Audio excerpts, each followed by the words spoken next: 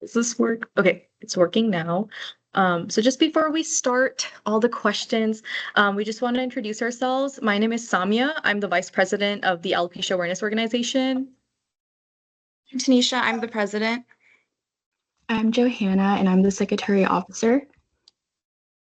I'm Nina, I'm the treasurer. And I'm Sansu, I'm the social media manager.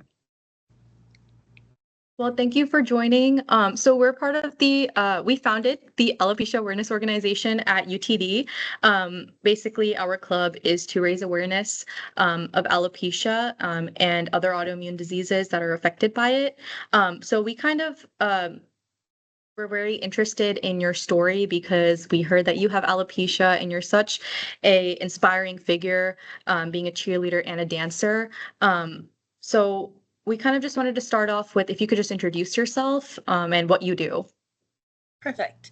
Well, first of all, it's very nice to meet all of you. My name is Armani. I am originally from Anderson, South Carolina. I graduated from the University of South Carolina with a bachelor's degree in criminology and criminal justice. I currently work at a law firm in Dallas. I'm the billing director there. I moved out to Texas in 2020, and I've been here ever since. I was first diagnosed with alopecia when I was 12 years old. So I was diagnosed with alopecia areata. My dad does have alopecia as well. He has alopecia universalis. So that's where I got my alopecia from. And I had bald spots all throughout my life. They became more prominent when I was in high school and college. So those were the years that I opted to wear extensions, wigs, or sew-ins. And then in 2021, yes, in 2021, that is when I lost all of my hair, and I have been bald and wearing wigs ever since. Over. Um, so I do have alopecia as well. I got diagnosed probably like early elementary school, but I didn't know anybody in my family that had it for a little while. So I was just wondering, you said your dad also had it. I was wondering if that kind of helped you in any way, kind of to, I guess, navigate how to deal with the condition. Yeah, because I think the type of alopecia he had helped me a lot. Because he has universalis, he doesn't have any hair anywhere. And he lost all of his hair when he was between the ages of 18 and 20. So he started losing it at 18, completely was bald by 20 years old, and has been bald ever since. And so because of that, because he grew up with it, learned how to navigate with it, it was kind of just like normal for me to like know someone with alopecia or just to know like someone who was bald. So it never was anything that I guess like surprised me in a way. I don't really know how to explain it. Like when you're 12, you don't really understand. Um, but for sure it did help when I ended up losing all of my hair. Um, he was one of the first people that I called, him and my mom, because my mom helped me deal with it all throughout my life. And then he, kind of like gave me tips and, really great advice when I did end up losing all of my hair. So I think it does help a lot when you know someone who has it.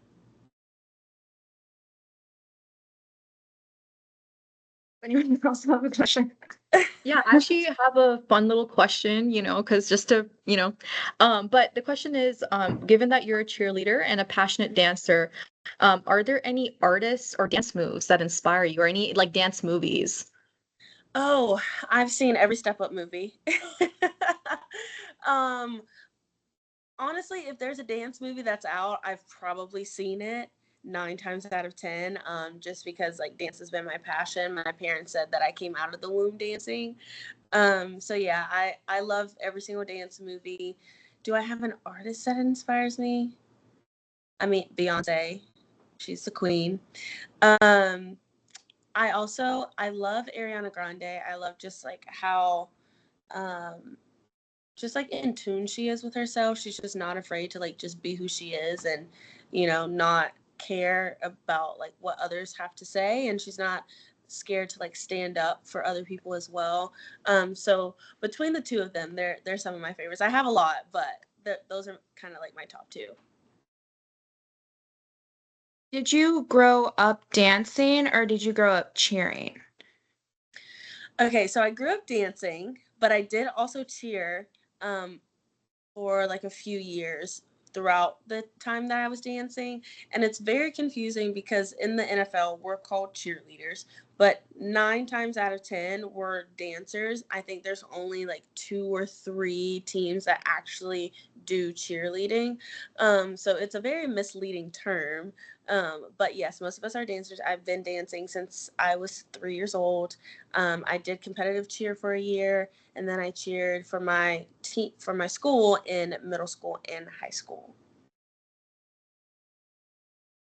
So I guess I have a question. Growing up dancing and cheering, which are both two activities which I guess um make people look at your physical appearance a lot. What was it like kind of dealing with alopecia when you're in like the front of a public eye? Yeah, like I said, I didn't really have a ton of bald spots until maybe high school. But where they were and the hairstyle that we wore for my cheer team on game days, you couldn't see them. I covered them up, so it was kind of as if I could pretend that they weren't there. Now in college and in my professional lifestyle, that's really when it started to be something that I notice more often. Um, and it is very difficult.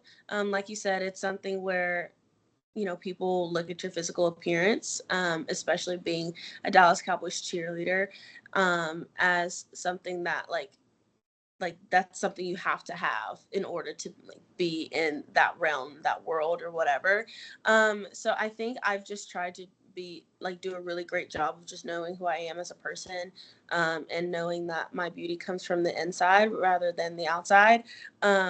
My parents didn't let me wear make. I was just talking to someone else about this a few days ago. My parents didn't let me wear makeup in middle school. I was only allowed to wear makeup for our games when I was wearing my cheer uniform, and that was it. So I pretty much had the whole like natural beauty down packed, and I honestly thank them for that because if I was allowed to wear makeup in middle school and high school and all those things when all of my friends were doing it, I think I would have had a harder time dealing with my outer appearance once I didn't have one of the things that we as women see as a necessity of being part of our outer appearance. So yeah, it hasn't been an easy process for sure, but I think the building blocks that I had growing up has definitely helped.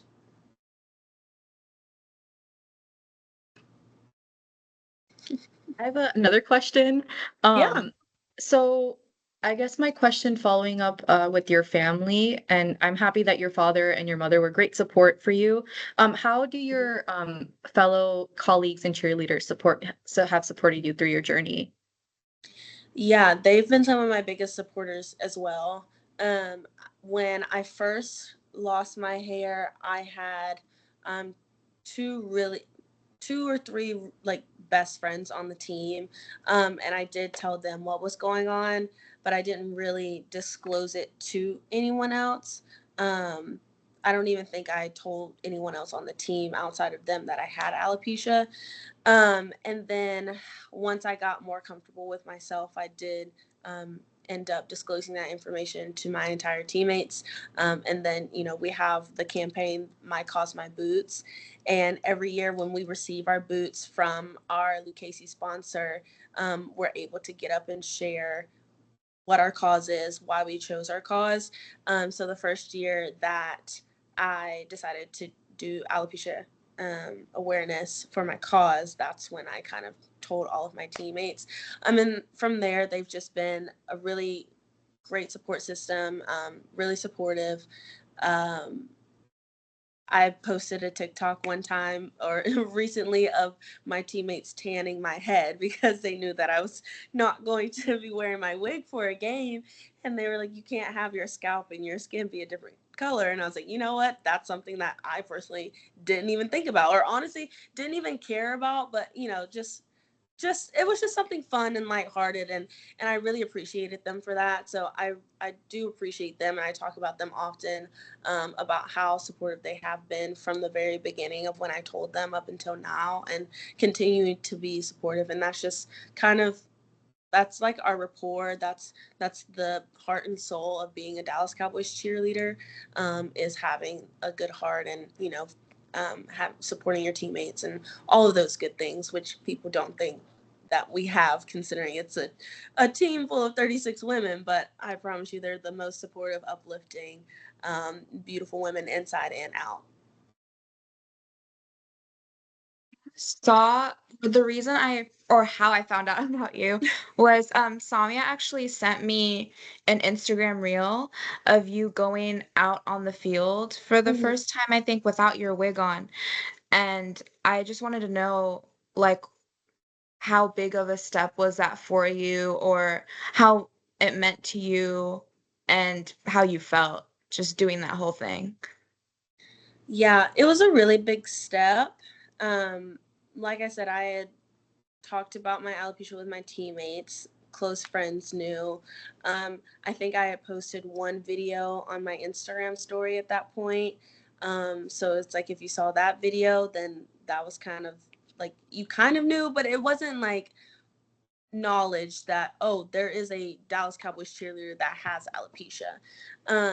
And I was just ready to not only disclose that information for myself, but for others who were struggling with having alopecia.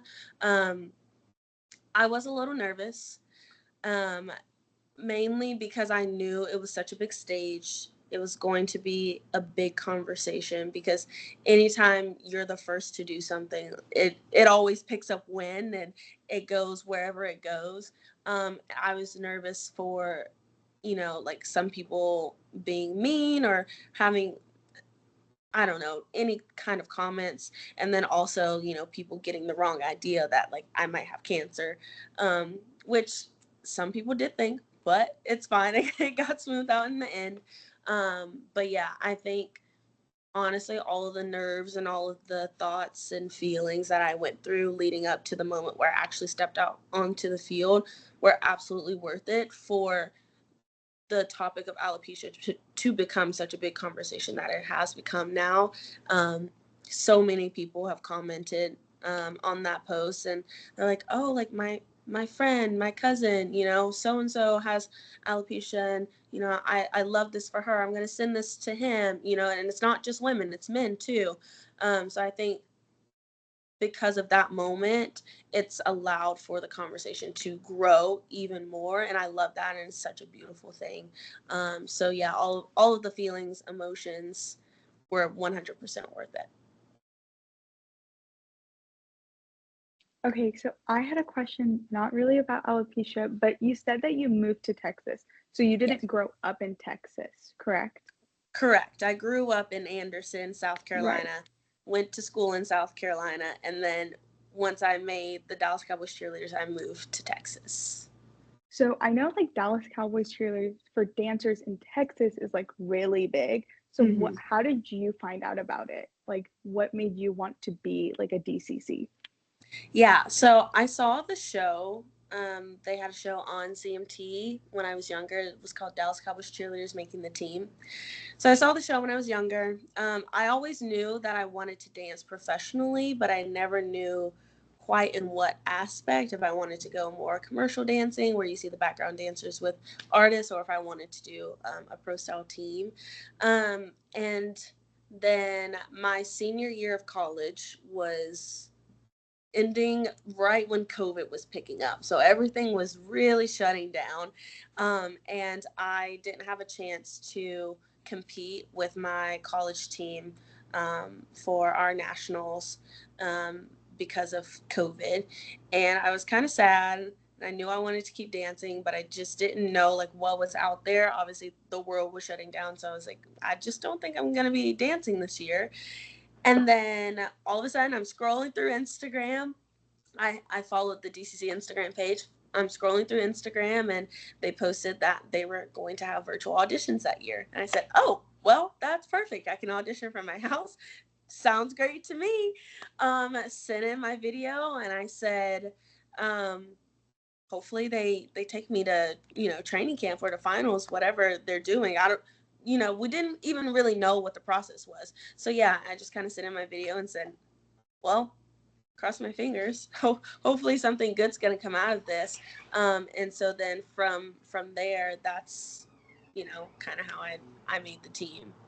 But yeah, and then obviously like watching the show too, I had icons and idols that I knew about. And getting a chance to meet them too, like Kashara Garrett, she was one of the big stars back in the day. Maddie Massengale, I met both of them, and mind was completely blown. And then just knowing that they had a great community aspect too, along with DCC. It wasn't just about performing. I had never been to a Dallas Cowboys game before I made the team, but I knew about all of the community work that they did. They have a very big involvement with the military, doing all of the USO tours, things like that. That's really important to me because I am a military brat myself. So all of those things combined is what led me here. I also so sorry. I'm ahead. so No, you're good. I know you had mentioned being anxious about like going bald on stage, and I guess my question is, do you ever have like backlash with the discourse you see around alopecia ever since you came out with the awareness? And like, how do you deal with that mentally? Yeah, honestly, I didn't. When it first came out, I saw no negative comments, and I scrolled through every single comment section of almost every single post that I was tagged in, and not one negative comment came through, which I was very, very grateful for. I just recently saw a negative comment, and honestly, I saw it and just kind of laughed. I think the comment was something along the lines of, imagine doing this for clout or something like that. And I was like, oh yeah, let me go through a traumatic experience just for clout. Like it, I think that's why when I talk to people about my journey, I hone in so much about having a great community around you, knowing your self-worth before you decide to do anything. If you only decide to tell 2 or 3 people, that's 100% up to you. That's your journey. That's whatever you want to do. If you want to tell 1,000 people, that's up to you. But you just have to be comfortable with yourself, knowing that you're beautiful on the inside more than you are on the outside. And as much as we all hate to hear it, it is just hair. There are so many beautiful avenues for growing your hair back, supplementing until you can grow your hair back. And I again, just having that support system, knowing who you are, the negative comments are not going to affect you as much. So yeah, I haven't had that many, but the one that I did have, I just kind of laughed at it.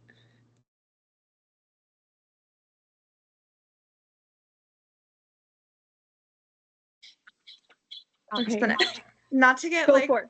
Go for it. so sorry. Not to get like a little philosophical or anything like that, but I know that a lot of research is, I would argue that a lot of research is just now being done on alopecia and getting like new medications and everything like that. Um, and I would even argue that a lot of people, I guess, don't fund research, or we don't have enough research just because alopecia itself, it's not life-threatening. Mm-hmm.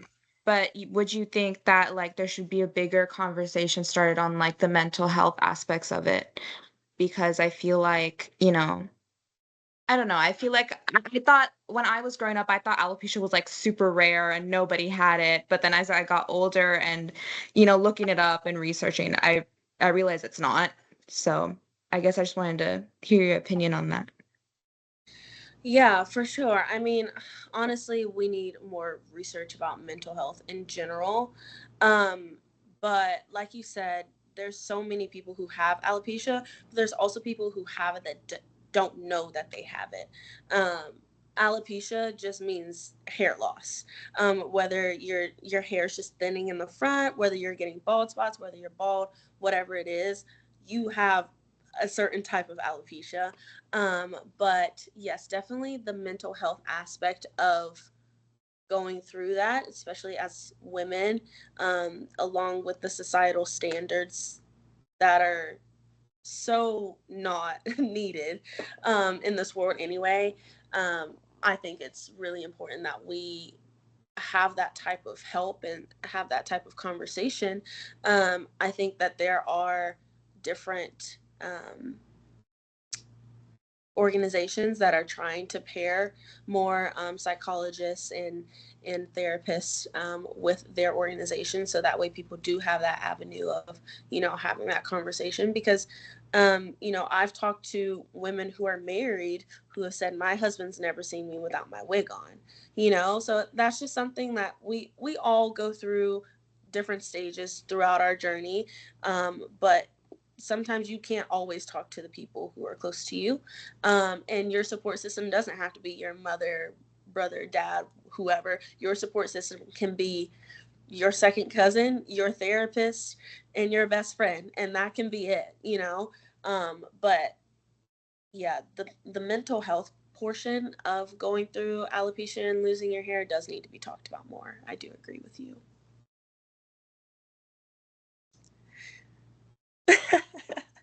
Thank you. Did have I kind of want to like backtrack just a little bit. Yeah.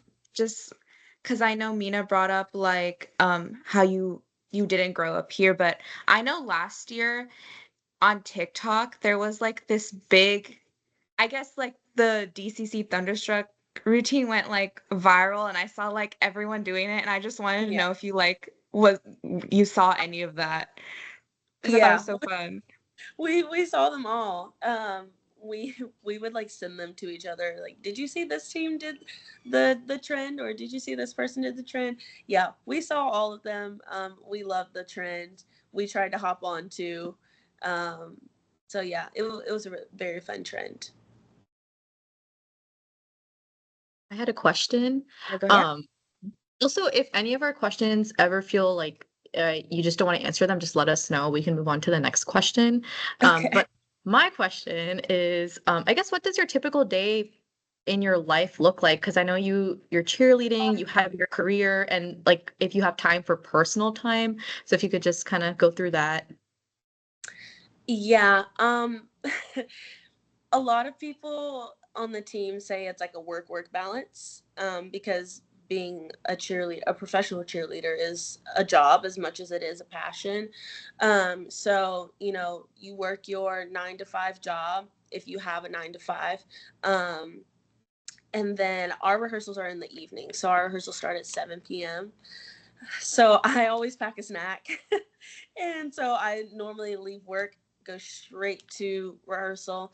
I was fortunate enough to be named a group leader this year. So I'm like one of the people who like run practices. So oftentimes I have to get there early, which is why I just go straight there. And Dallas traffic, as you all know, is no joke. So yeah, just going straight to practice, practicing from 7 until whenever we're done. Sometimes it's 9, sometimes it's 10, sometimes it's 11, just kind of depending on what we're doing. And this is in season. So when football is actually active, you're practicing 4 to 5 times a week, depending on the week. Also, on top of having practices and games, sometimes we'll have different appearances throughout the week as well. So you have to balance that with your work schedule and, do I take a half day this day to do this appearance?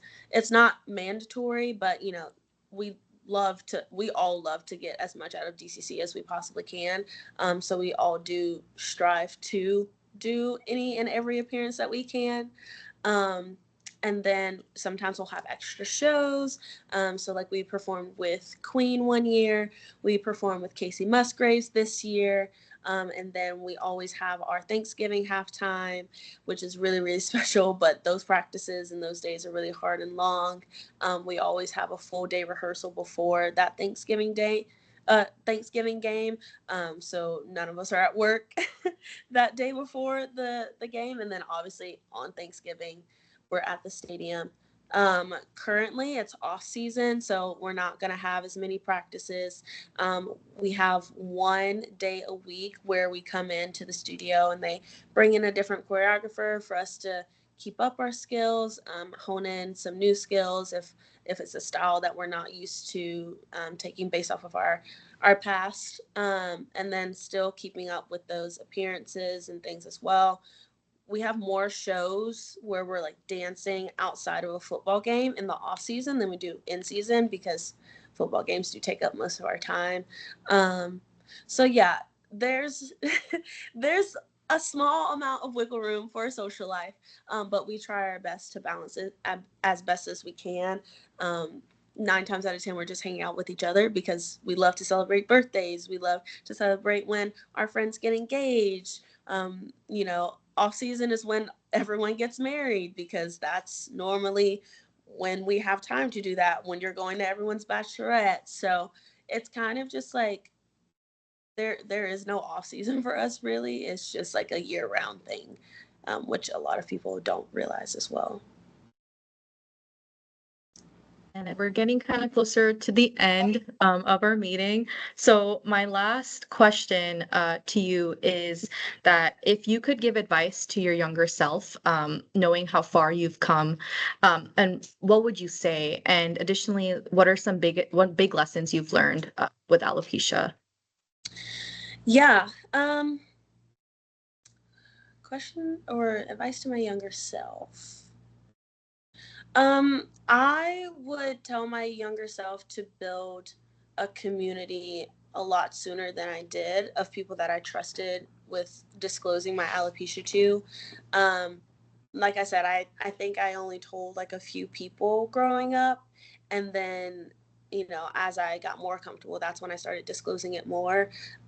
So I kind of wish I had that community aspect a little younger. But yeah, that would probably be like my one piece of advice. Like, just make sure you have your real true friends surrounding you at all times. And then what was the second part to your question? Yeah, no, you're good. My second part was, what are some of the biggest lessons you've learned with alopecia? Yeah, I think just how strong that I can be, how like brave I can be, and how willing I am to like stand up for others. Um, because honestly, if it was just about me going out there on that football field, I still would have had my wig on. But just knowing that I wanted to do it for other people who were going through it, that's what really pushed me through to take that step out on the field. So just learning more and more about myself the more I go along this journey has been a very beautiful thing to see and look back on. And I appreciate every setback, every celebration, every tear that I've had on this journey, and I wouldn't have changed it for the world. That's amazing to hear. I'm so glad that you were able to give us the opportunity to interview you, because you are awesome. Thank And you. thank you for sharing, some personal things, some old world things with us. But yeah, I think that's it. Does anyone else have any last minute comments, questions, anything like that?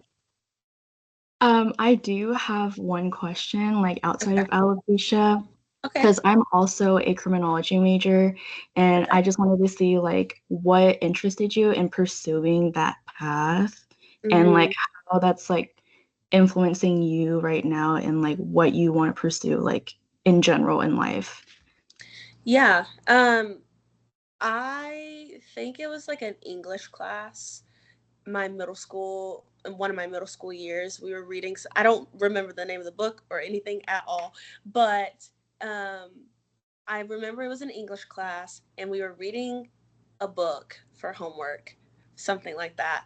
And we came back the next day to discuss it in class. And my English teacher said something about, oh, they said this in the book. And I was like, no. I raised my hand. I was like, no, actually, they said this. And she was like, no, I've read this book thousands of times. It says this. And I was like, well, according to page da-da-da, it says this. And she was like, you're going to make a great attorney one day. And it just kind of like stuck with me. And I did try to not pursue it for a little while, but then, the way the world works, it always comes back for you to do the things that you're actually supposed to do. And I've always been the type of person that like wants to stand up for other people too. So it's just my natural ability to like want to stand up for people. So yeah, that's pretty much like how I got into it. I do plan on going to law school within the next few years. You can't go to law school and be a Dallas Cowboy cheerleader at the same time because of the extreme time commitment for both things. So yeah, I did have to take some time off from, studying for the LSATs and all of that jazz. So I do want to, go back to law school, help all the people that I can. So that's kind of what I'm looking forward to in the future. Well, best of luck to you, because I know it's really strenuous, like just studying for the LSATs in general. So I wish you all the best in that journey. Thank you. I wish you the best in your journey as well. Thank you. I don't have a question, but I just wanted to say thank you for joining us, because I've never had a conversation really with somebody who has alopecia. I think one of like my cousins have it, but like it's just not really brought up. So Yeah. I thought it was very cool. And I don't really know somebody who's in like the public eye who like openly talks about it and is really vulnerable with it. And I guess I also have to come to terms like, oh girl, like it's just hair, like not a big deal. Like it's like there's so much more to you than just your hair. So I thought it was really cool that you just talked to us. So I just wanted to personally thank you for that. Of course. I was so happy you guys asked me to come and speak. Anyone else have anything? I promise mine is really quick. Okay. But so I know you're doing law, and like Joe said about like balancing all of that, and then Tanisha like kind of brought in how you're a public figure now, especially coming out with the alopecia and everything. Yeah. But how do you want to like, do you want to keep advocating throughout your law career, and like how do you want to keep reaching out to people to be like a public figure that little girls can look up to and say like, that is who I want to be when I grow up? Yeah. So I've actually been in the works with partnering with the National Alopecia Areata Foundation. So I will be speaking. They have a national conference this year in Chicago in June. I will be speaking at that and possibly teaching a dance class for that conference as well. But yeah, honestly, just staying in the public eye, and just being very honest and vulnerable with talking about my journey is kind of just like the best way to do it. The more you see it in whatever social media, the news, whatever, the more it's like on the brain. So I try to, as much as possible, and what's allowed with my schedule, I try to go out and talk to as many people as I can. Anyone who asks me to speak, I say yes, and try and fit it into my schedule as best as I can. So just really, taking every opportunity that comes my way to continue to speak and spread awareness about alopecia is pretty much my goal, to just continue raising awareness.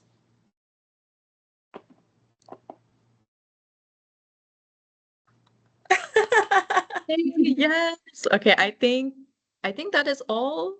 Yes, no? We're good? I'm good on my end. Awesome. Awesome. Yay! Okay, well, thank you, Miss Armani, for joining our meeting. We really do appreciate it. We really do appreciate you and what you're doing, especially with people with alopecia and standing up for them. So thank you once again. And that's kind of it. I think that's all we have. That's all we have. Yeah. Yay. Yeah. Yeah. Awesome. Yay. We'll Thank you probably guys so much. post like all this. Yeah, Okay. we will. Yeah. And we'll Yeah. tag you and everything. Yeah, don't even worry about it. We got it. We got you. Perfect. Awesome. It was nice meeting you, Miss Armani. Thank you It for was very joining nice meeting you us. all. Of course. Thank Have a you. great day. You too. Bye. See you. Bye. Bye.